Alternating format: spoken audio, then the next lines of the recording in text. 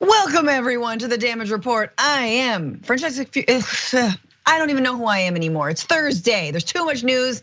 I'm Francesca Fiorentini, you guys. See, you'd think my name would trip me up more, but it actually doesn't. It's just comically long.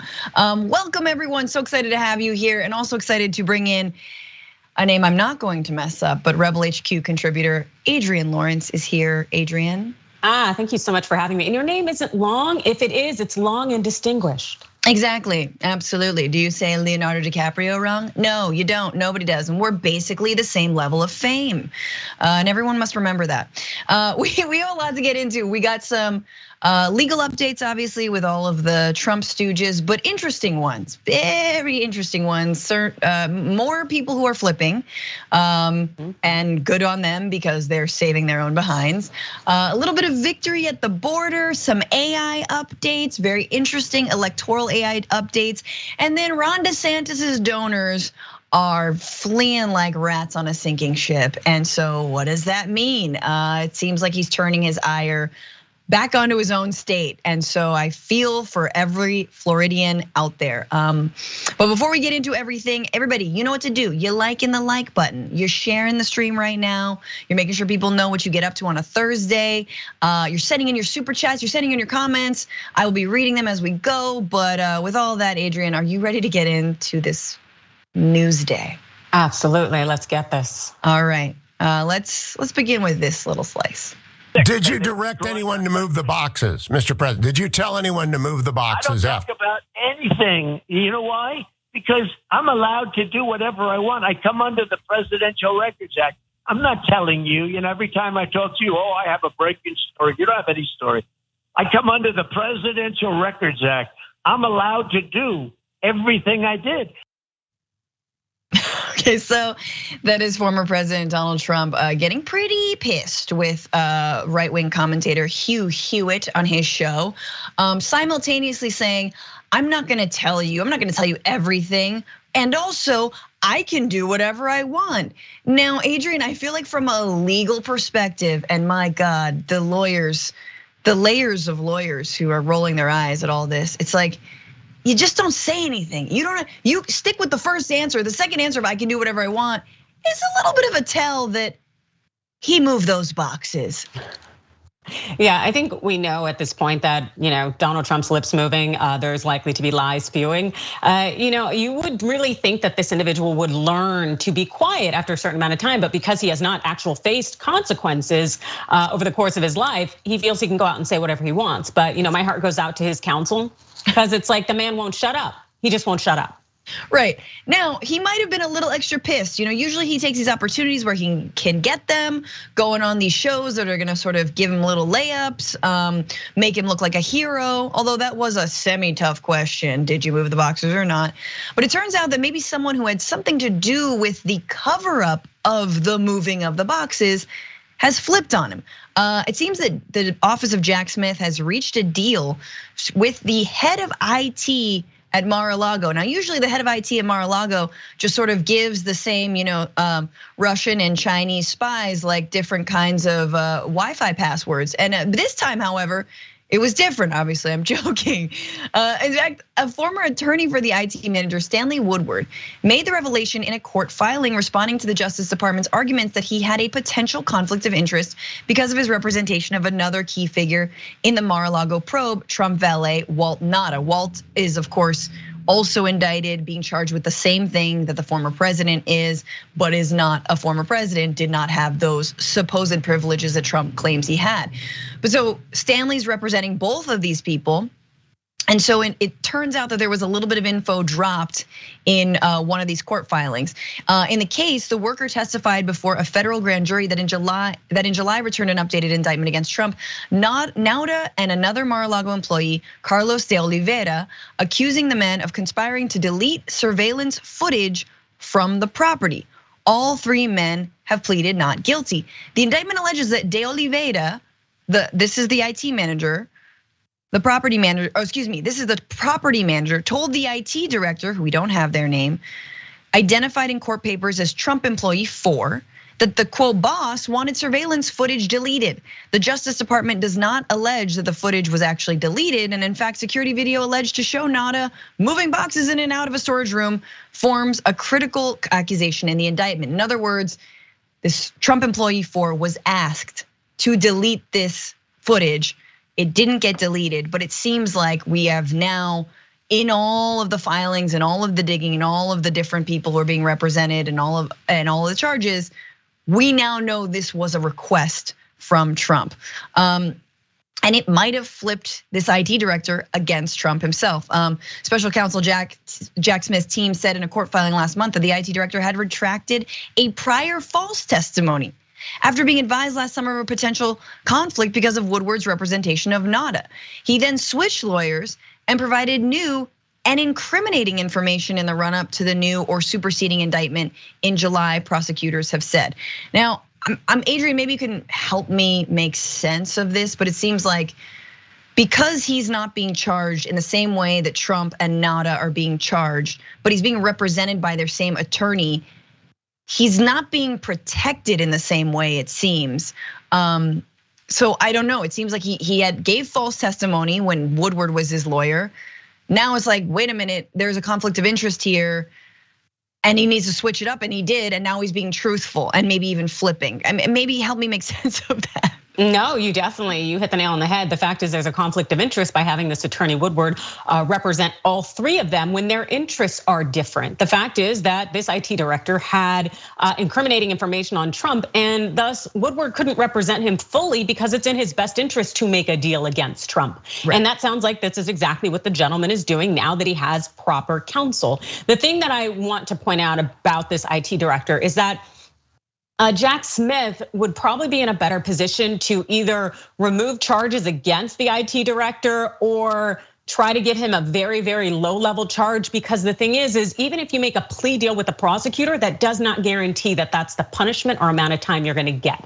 The prosecutor merely asked the judge to please give you a set amount of time as a penalty or punishment. And knowing that we have Judge Eileen Cannon, who is very Trump friendly, going against anybody who seems to be anti-Trump, she could end up giving this IT director an incredible amount of time to send a message on behalf of Trump, and that's very scary.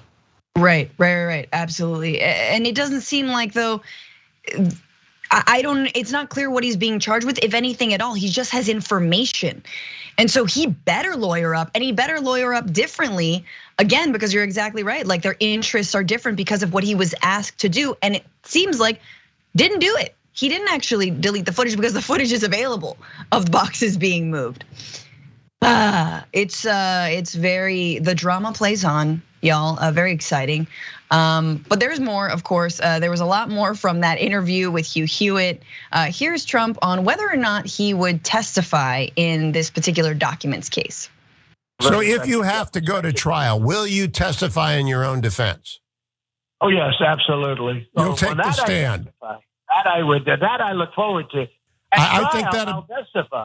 Okay, if you do, and they ask you on the stand, did you order anyone to move boxes? How will you answer? I'm not answering that question for you, but I'm totally covered under the law. Again, stick the landing, dude. So that is Donald Trump saying he would testify in his defense in the stolen classified documents case. But he's learning, our former president. He's learning he shouldn't say everything to everyone. He's got some good counsel now, but he still can't help but say, but it was all legal, but I could do it anyway. And it's like, that's just such a biggest head. It was like, I'm not cheating on you, babe, but if I were, it would be okay. Like, what? If I were, it's because you weren't loving me right. Like, just come on, all of the things. It's so obvious that he did ask to move the boxes. But Trump is very convinced that he would be a great witness in his defense.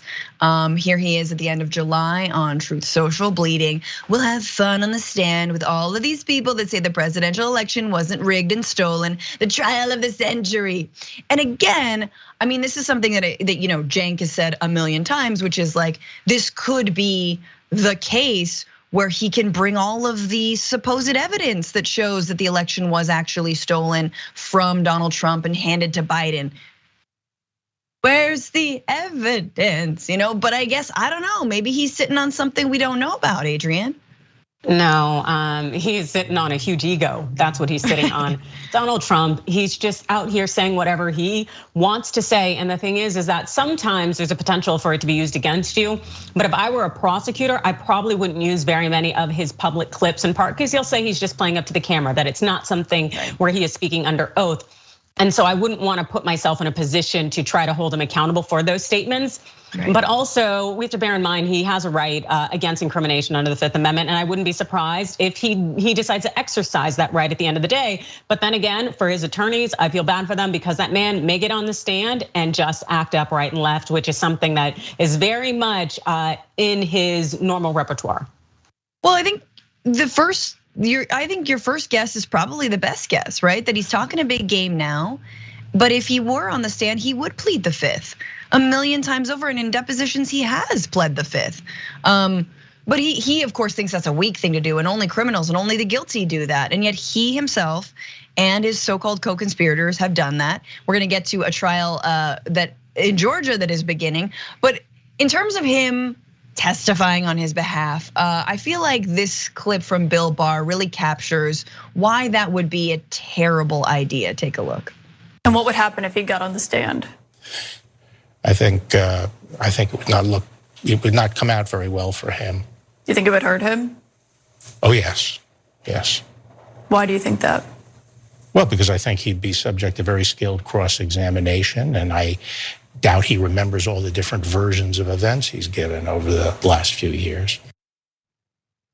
I mean, right, it's like when you subject like the Trump bluster to the court of law, you can't squirm out of it. You can't give multiple answers. You're going to be held accountable for the thing you just said 30 seconds ago, the thing that most media outlets won't do to you, the thing that of course your followers and fans won't do to you.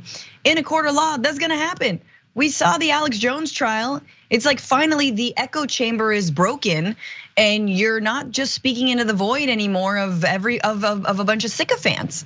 These are actual prosecutors and judges. Anyway, Adrienne, any last thoughts?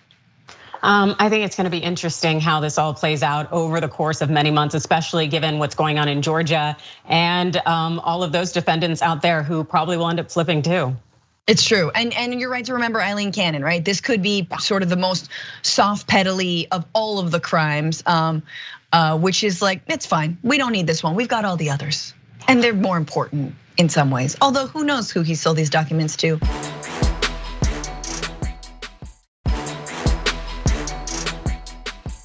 But let's check in with Georgia because things are starting to get moving. Let's begin with this.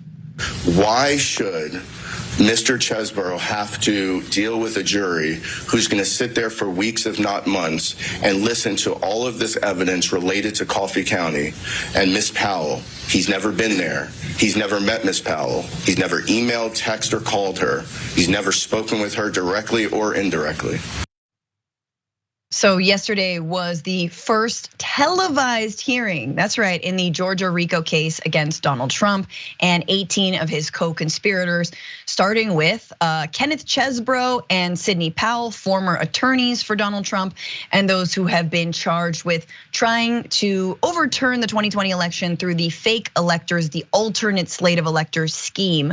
And there you heard Kenneth Chesborough's attorney asking to be decoupled from Sidney Powell, which is sort of goes against RICO in general, but let's get into it. The Fulton County District Attorney's Office said it's planned a 4 months long trial with more than 150 witnesses.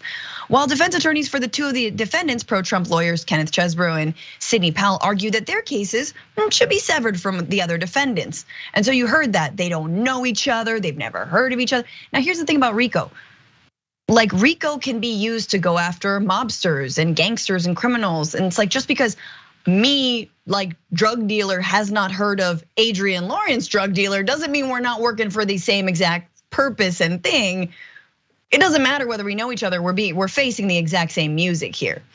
And so anyway, for expediency, well, I don't want to give it away, but what did the judge, Scott McAfee, how did he rule in this particular instance? So based on what's been presented today, I'm not finding the severance from Mr. Chesbrough or Powell is necessary to achieve a fair determination of the guilt or innocence for either defendant in this case. And so I'll deny Mr. Chesbrough's motions to sever from Ms. Powell. I'll deny in part Ms. Powell's motion to sever from Mr. Chesbrough.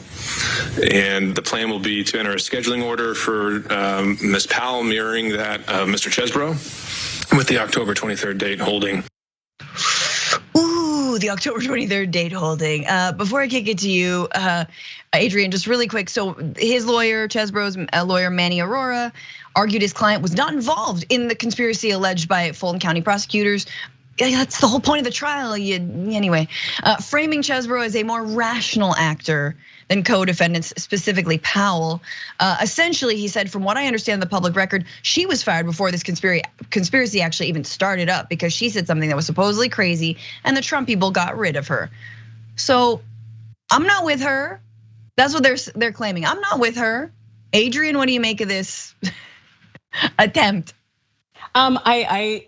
It's something that's predictable, and we would assume as much from these defendants out here because they don't want to be thrown in the same pool of individuals. Because when it comes to a conspiracy, just because you may not have operated on the back end, the fact that you're a part of it means that you are still liable and a part of that conspiracy and interaction, unless you vocally said, hey, I'm out of this, I'm done, and you make every effort that's necessary to stop the harm that you have contributed or that is going on. And that did not happen here. And also, when we look at RICO cases, we're talking about this nexus of interwoven spider webs of many people being involved, even though they may not necessarily know exactly what everyone else was doing.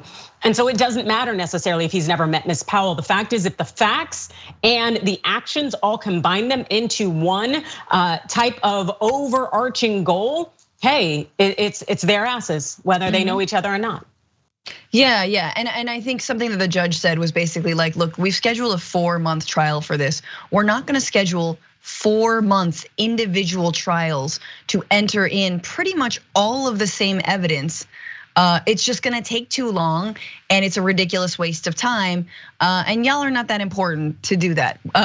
And that's also not what racketeering is. So prosecutor Will Wooten argued again that this is a RICO case, and he said this: of all of the evidence is admissible against all of the defendants. Anytime a person enters into a conspiracy, they're liable for all the acts of all their co-conspirators.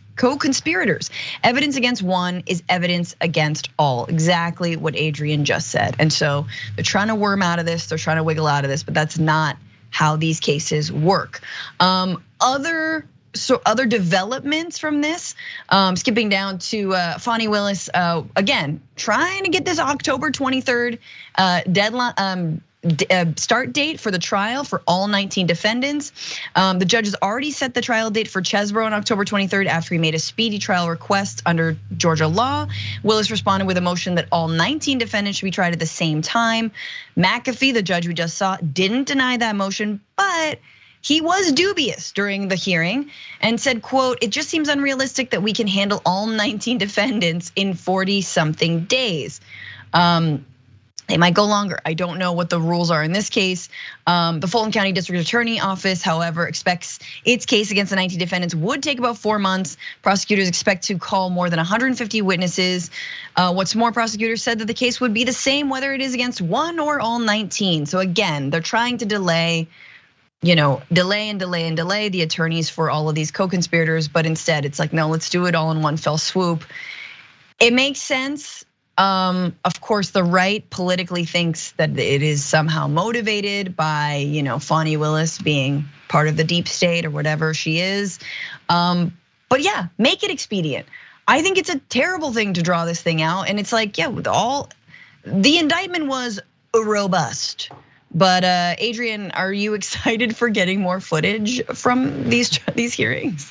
Oh, I'm incredibly excited. And the fact is that we have cases against Trump and his cohorts in Florida and New York and in Georgia. And the only place we're going to be able to watch and observe as this part of our democracy unfolds is in Georgia. So having this access is so incredibly important, not just for historians, but for the American people. I do, however, wonder about the judges and the prosecutors and defense attorneys, how they're going to handle being on camera, being seen by the rest of the world. I wouldn't be surprised if all of a sudden their Sephora accounts and points just go through the roof, because that's going to change a lot of the presentation and how people go about doing their business. The last thing I will note about this is that as much as we want to say speedy trial with the 4 months, yeah, right. There's a RICO case going on right now in Georgia and Atlanta there, and they are in 8 months of jury selection. Just picking a jury took 8 months. So the thought that they can even get this done, especially given the high profile nature and the complex nature, in a speedy trial, 4 months, yeah, right.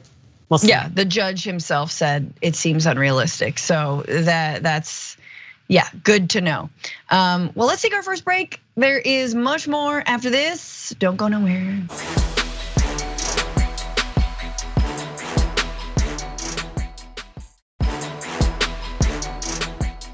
Welcome back to the Damage Report. Francesca Fiorentini and Adrienne Lawrence here with you. Before we continue, quick little plug on my part. If you like stand-up comedy and you like me a little bit, you'll want to see me in San Francisco on Tuesday, October 17th at 8 p.m. at the Punchline. Everybody get tickets. I'll be there co-headlining with my husband, Matt Lieb, who is also comedian, podcaster. He's an okay dude. So get tickets. You can search on Live Nation, search on my website, search on my Instagram, or just go to SF Punchline and get tickets. I hope to see you there, Dragon Squad. But let's get into this buffoonery. Here we go. When we're talking about climate, you can't just pick and choose one part of the earth and go, oh my God, did you see the ice? There's less ice here, but then you find out there's more ice over here. They never tell you the measurements all around the globe, okay? No one is saying that climate isn't changing. What we are saying is the business model is a monumental grift. Your entire career, bro, is a monumental grift. And the fact that you tried to sputter off whatever the hell that was as actual climate analysis is incredibly evident to that point. Like, they don't tell you about the whole globe. No. I'm pretty sure 99% of climate scientists, 99.9%, a couple have been paid by fossil fuel industries, have been saying the entire globe is warming. And so it is very fitting that Greg Gutfeld decided to go on that ridiculously stupid tirade this week, because this week the EU's Copernicus Climate Change Service and the World Meteorological Organization has found that this summer was the hottest ever recorded. That's right. WMO report, which includes Copernicus data as well as information from 5 other monitoring organizations around the world, Gutfeld, showed it was the hottest August on record by a large margin, according to the UN agency, both on land and in the global monthly averages for sea surface temperatures. You got land, you got sea, you got air, it's all hotter. But how come the ice, there's more ice over here? Maybe there's ice over there because it broke off from the other ice. You ding dong. So UN Secretary General Antonio Guterres did not mince words at this latest revelation. He said our planet has just endured a season of simmering, the hottest summer on record. Climate breakdown has begun. However, as like scary as that sounds, there's something we can do about it, which is stop. So he did say, we can still avoid the worst of climate chaos, but we don't have a moment to lose. So we need to switch to renewables. We need to keep it in the ground. We need absolutely to rein in the money that we hand to the fossil fuel industry. But there's a lot more. Before I get to you, Adrienne, you gotta show, there's a little pushback there on the Fox 5, right? Most of them are quiet. Harold Ford Jr. has something to say. Can Gutfeld get behind this? Take a look. The climate has changed for the worse over the last 20 years. Can we Probably also changed for the better. In fact, if you want to look at there's not a place where there's more ice. I will just say that. But let's put it this way: more people die from cold weather than warm weather. So if you're going to just use the ultimate variable, which is lifespan, you would be happy if the planet gets slightly warmer because that makes areas more livable for people. People don't live in frozen areas; they live in warm areas. Sometimes it gets too hot; they got to get out. Yeah, Adrienne, we can always build on the tundra. Just how is this person still taken seriously by? I mean, he doesn't even take himself seriously. But your thoughts? It's really wild to me, the individuals who are able to collect a significant paycheck off of just promulgating these lies, and they're bald-faced lies. And the thing is when the camera's off, they don't believe them. They just go back to their 7-8 figure home, and they're perfectly fine. Why so many other people out there actually believe these things, and then they fail to take action. And that's exactly what's gonna happen, where we're all gonna be in some kind of Mad Max Thunderdome, and it's going to be nothing but incredibly nasty, because nobody wants to live the Burning Man experience, not even people who went to Burning Man. Exactly, and also, he's just wrong. Like, he knows he's wrong. More people die of cold than hot. Like, you're so stupid. When the globe is warming, when there's climate chaos, the sea levels are rising. There are more hurricanes, there are more wildfires, more people will be dying because it is warmer. Even in the cold, that means it's warmer. Because the chaos, do you understand how the extremes? Do you understand the extremes? Do you understand polar opposites? You do it so well every single day, spouting your extremist views. You must understand political extremes, climate extremes. No, of course not. And as Adrienne said, he's just not invested in that as a narrative. It's so cynical to me. Like Fox, they all know, they're all sitting there, they're all quiet. Because they all know climate change is real. They all know it's man-made, and they're all just hoping that they and their mansions can get to higher ground in time before the masses come knocking at their doors. Well, we won't let them. You will see TBD. No, but let's get into what the masses actually think, because there is new polling out just in the wake of this, the hottest summer on record, that shows people are incredibly concerned about climate change, specifically about having to move from where they live. However, it breaks down when you come to party and political affiliation, undoubtedly. So this is an Ipsos USA Today poll that found that 23% of those who were polled said they either strongly or somewhat agree with the statement that it will get more difficult to stay in the area where they live. That's huge. That's almost 25% of people who are saying they might have to move. Of the 49% of people who said they had faced extreme weather in the past month, which is again, nearly 50% of people who were polled were like, I've had extreme weather. 76% of them were either somewhat, very, or somewhat concerned about climate change. Among people who didn't experience a recent extreme weather event, only 24% said they were very concerned. Sadly, when it comes to these events, we kind of have memories of gnats, and we're like, so long as hurricane not hitting me currently, I am fine. That's how you get that 24% who are like, I'm only a little bit concerned. But on partisan lines, it is even more interesting. So 28% of Republicans believe climate change is mostly caused by human activity, compared to 82% for Democrats and 56% for independents. Now, it doesn't feel like enough of Republicans, but it is the majority of independents. It is the vast majority of Democrats, and 28% of Republicans, that's not that bad. I feel like 28% of Republicans are also like, Donald Trump is completely innocent, or there's like,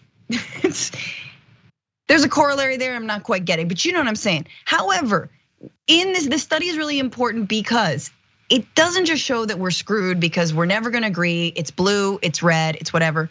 In fact, Matthew Burgess, a professor for the Department of Environmental Studies at the University of Colorado, Boulder, he had this to say about the study and the polling. He said that the divide is most interesting not between Democrats and Republicans collectively, it's between the hard right and everybody else in terms of climate change. He says when you look at the polls, young Republicans, moderate Republicans, and independents are all very concerned about climate change. And that is something that 56% of independents. So again, Adrienne, we saw at the first Republican presidential debate, not a single candidate was willing to raise their hand to say that climate change was man-made. They all balked at it, they froze, they didn't know how to play it, and yet the majority of Republicans do believe that it is real, that it is man-made, and it should not be a partisan issue. And so we are being, just like everything else in this country, led by a vocal extremist minority. When actually Fox News would have an audience if they just admitted it was real and started talking about solutions. And the thing is, that they could do that, and also they could spin it such that it would help their base and all the other propaganda that they're pushing. It's wild how we have really looked to undermine science. And also, I really think that this speaks to the entire movement that's been going on since the 80s in terms of truly ensuring that people stay really dumb. As we saw with Reagan getting rid of the free education that would come with schools. And also of all of the years in which people were moving toward being knowledgeable and informed. And now it's like, let's keep people dumb. Let's keep people following all the propaganda, the mis and disinformation. And let's make sure that they continue to serve capitalism and corporatism as opposed to making good decisions that will keep us all alive well into the future. I mean, that's really what it is. That's why in some ways Fox News is not wrong. They always say this is how, AOC and the left pushes their Green New Deal agenda. And it's, what is hidden in that statement is that it's an admission that our current economic model of endless growth and endless waste and endless consumption is actually at odds with surviving on this planet. And so what they're telling their audience and what they're telling all of us is that they know that. They know that corporate greed will have to be reined in order for us to survive. The problem is there's still money to be made. You can make money in solar and wind, right? But there is no market incentive yet. And so I hope, and we will see, the Biden administration builds on the Inflation Reduction Act and goes even farther and deeper.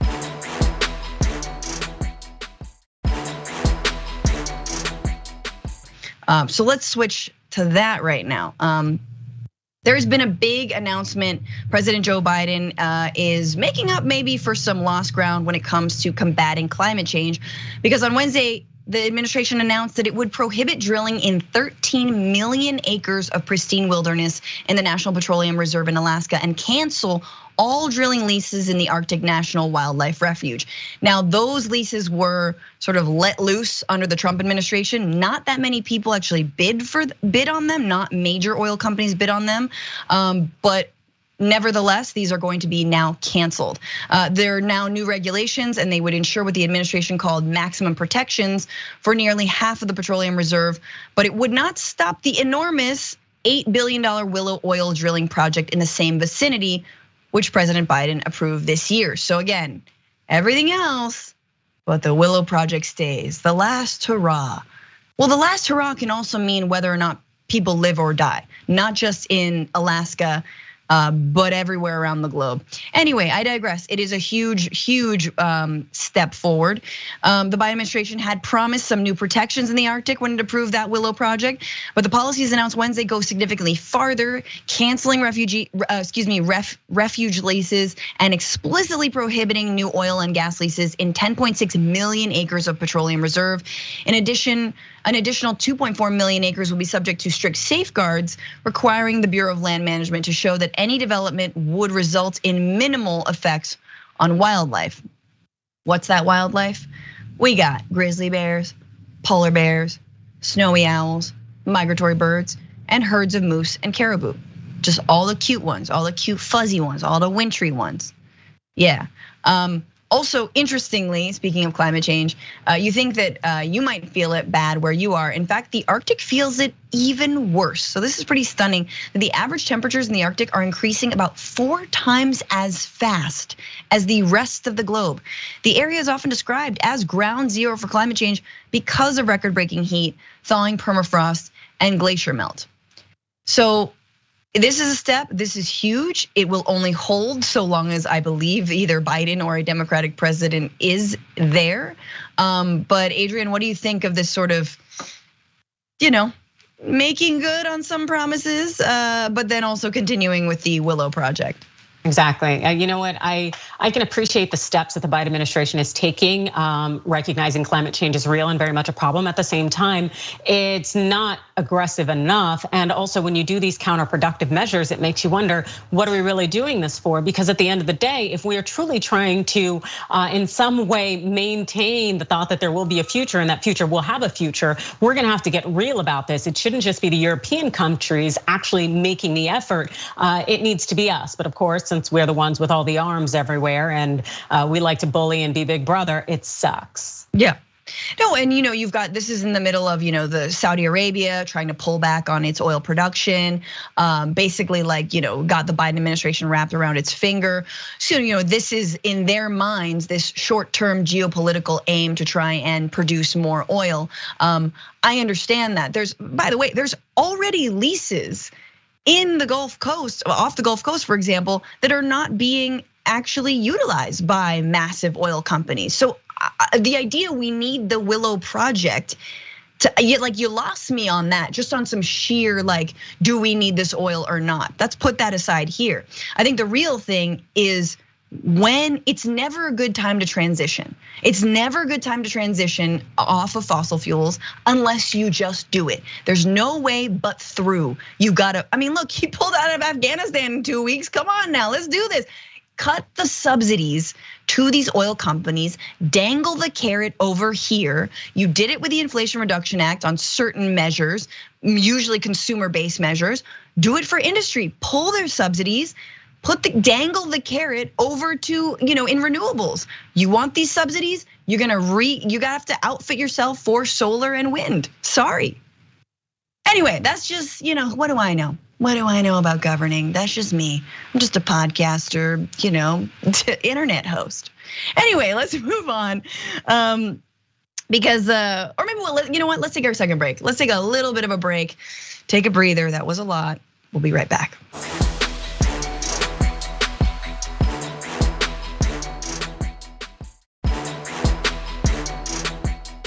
Back on the damage report, back with you all, back with the Dragon Squad, back with Adrienne Lawrence.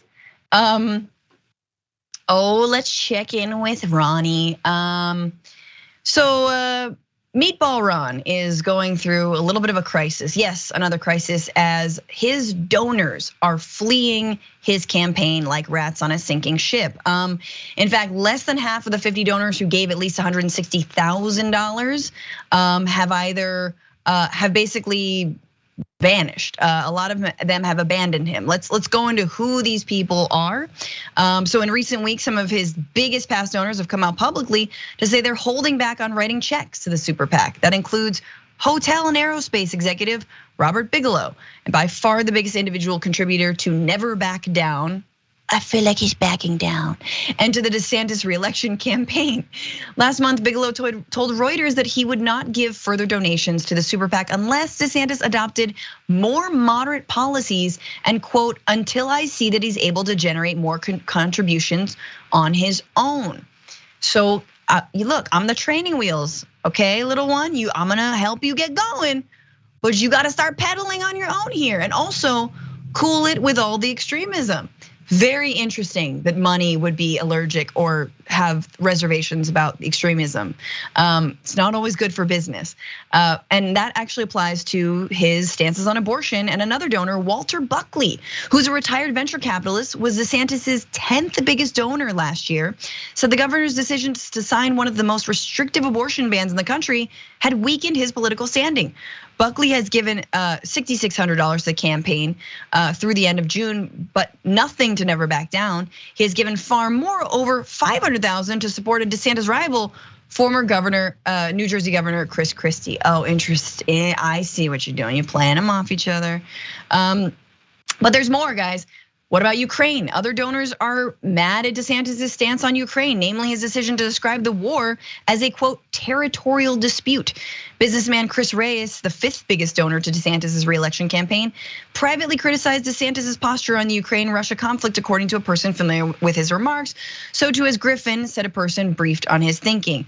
There is more, it is just like he's not he's trying to be all things to all people, and it turns out that's not actually what these donors want. And Adrienne, I'm finding it kind of interesting that a lot of them are like too extreme on abortion, don't love the 6-week ban, don't love your foreign policy stuff, and also like just kind of cool it in general. So, and also you need to raise money on your own. You need to charm people, but we all know how difficult that is for this candidate. Yeah, when it comes to Ron DeSantis, not only is he not charismatic, but he's not attractive in any way as a leader. The fact that he had picked that stupid ass fight with Disney and set his state back, and how he's been handling things, it's like he's decided to go full right. And the thing is that the right is not full right. And it's just like what he's doing is foolish. And so it's not surprising that he is now broke, so to speak, in terms of people not wanting to give him money. I really just wish he would go away and continue and finish out his time as the governor of Florida and stop trying to ignite this evangelical Christian agenda that the GOP doesn't subscribe to. Yeah, I mean, I think that, I think we get into this trap of saying that all Republicans are extremists.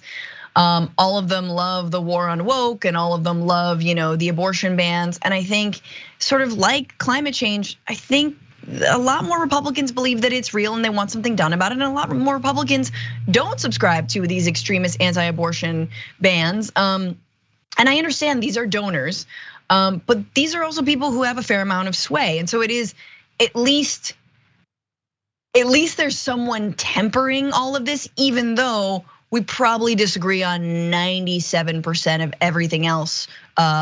Like beginning with the fact that millionaires and billionaires are allowed to give to super PACs in the first place.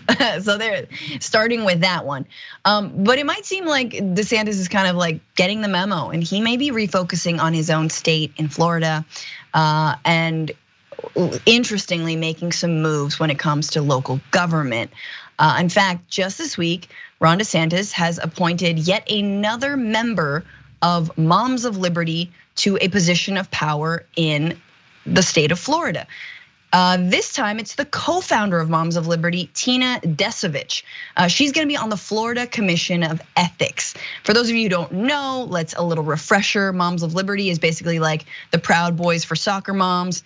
It's a controversial organization to Democrats and groups such as the Southern Poverty Law Center that labeled it as extremist for its opposition to student mask mandates during the pandemic and to lessons about race and sexual orientation in schools.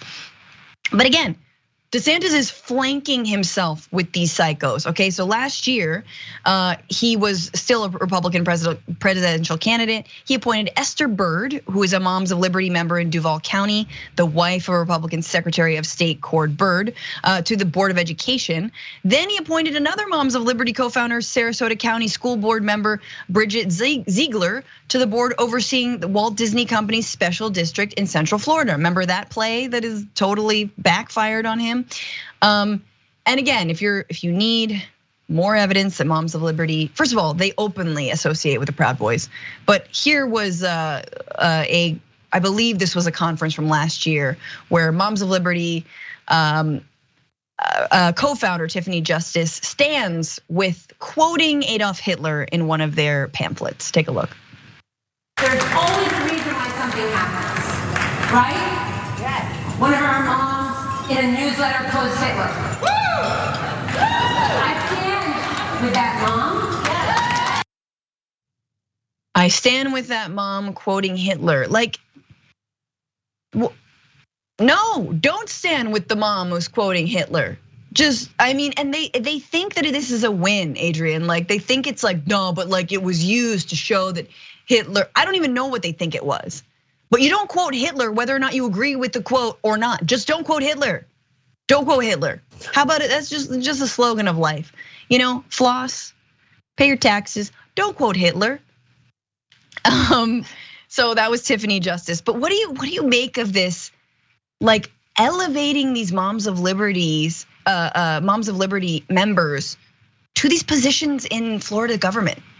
I'm not surprised and I'm not shocked because to be able to run this extremist kind of agenda, you're gonna need unfortunately, white women. You're gonna need them in positions and places and to being visible so that they can rally other white women, as we've seen when it comes to the vote, in ending up pushing these agendas that hurt us all, that are conservative right-wing agendas, that it's often white women who have that voting power that puts things over the edge. And so in order to continue to facilitate that, he's going to need to put white women in positions of prominence. So putting this woman in this position, it's no shocker at all. You would just hope that individuals out there would start to see the patterns, and also to see how having those individuals push these agendas ends up hurting the nation and everyone as a whole. And like, to be clear, yes, white women, but also in Florida, Cuban women. Let's just keep it real. They white, they checking that box too. So. Oh, you know they're checking the box. Let's before we go, there's a small victory, a little bit of a victory on the US-Mexico border. Take a look. Major decision in America's migrant crisis. A federal judge has ruled that Texas Governor Greg Abbott must remove a floating barrier from the Rio Grande for now, calling it a safety threat. The barrier, as you see there, a line of bright orange buoys stretching about 1,000 feet, is meant to deter immigration. But the judge says there is no evidence it has done that. This decision comes after a lawsuit from the Biden administration. In a statement, Governor Abbott says this: Texas is prepared to take this fight all the way to the US Supreme Court. And it may. Yes, the place where we decide voting rights and whether I can put razor wire on buoys in the Rio Grande River. Just like so ridiculous. And so at least there's a small win, and this did come on the back of the Biden administration taking Greg Abbott to court over the decision to put these buoys there. Now they have to be removed. Again, they have claimed lives. This is from earlier in August, but Mexico recovered 2 bodies from the Rio Grande, one found near a floating barrier that Texas has installed. So again, there were razor wire in between these things. And not only, this is in addition to the people who died having drowned trying to cross the Rio Grande. So there's a photo of them. You see that sort of razor wire in the middle. However, sorry, just a little bit more on this actual case. The Judge Ezra heard these arguments last month, during which the Justice Department focused on its claim that barriers violated federal law, but also on the buoy's role in fraying relations with Mexico, which has voiced concern with inhumane barriers and claimed that they reside in part on the country's territory. Yeah, that's incredibly important. And a little bit of clapback from Mexico, and specifically the governor of Tijuana. This is what that governor erected on the Mexico side of the US border, Mexico border. Mexico has a Cold War era message for the United States and its border wall. The Mexican government has just put up a slab of the Berlin Wall in Tijuana, steps from the US-Mexico border. In text below the relic, Tijuana's mayor writes, quote, "May this be a lesson to build a society that knocks down walls and builds bridges." There we go. Builds bridges and knocks down walls. If only, Adrienne, but quite an FU to put a piece of the Berlin Wall there. Damn. That is just absolutely absurd. I'm really, really happy that this ruling came into place. You know, they were seeking the emergency injunction in terms of ensuring that the barrier would be removed while the case goes through. And this judge made the right decision. I know this was a Reagan era judge, and I'd like to think that they're less inclined to put up with Texas's nonsense, unlike a Trump appointed judge. So seeing these results come through so swiftly, given the reports we've heard of people being hurt by the barriers, I think it's just such a wise move, especially because Texas should not be encroaching on the federal government's territory in terms of international relations and border protection. Absolutely, and you know, Reagan was a lot of terrible things. In fact, most terrible things.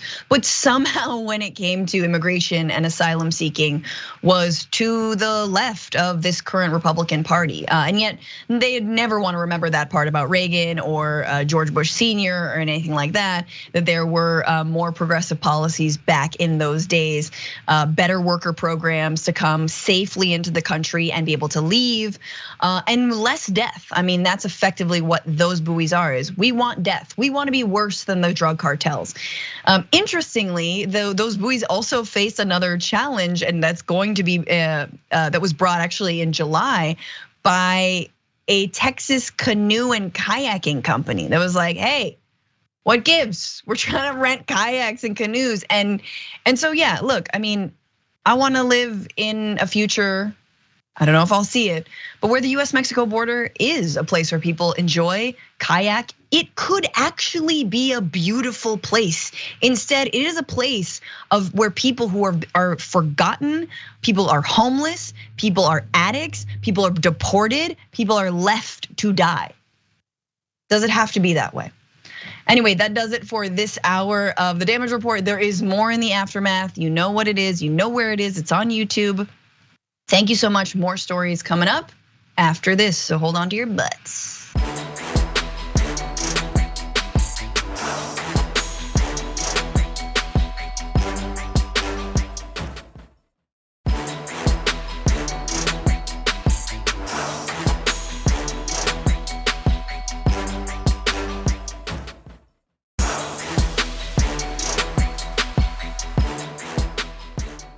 Thanks for listening to the full episode of The Damage Report. Support our work, listen ad-free, access members-only bonus content, and more by subscribing to Apple Podcasts at apple.co/TYT. I'm your host, John Adarola. I'll see you soon.